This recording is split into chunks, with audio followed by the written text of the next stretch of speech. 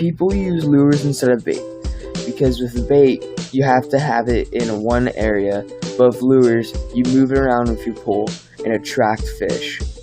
Lures usually have hooks on them and look somewhat like a fish, and their coloring is usually designed for how deep it goes.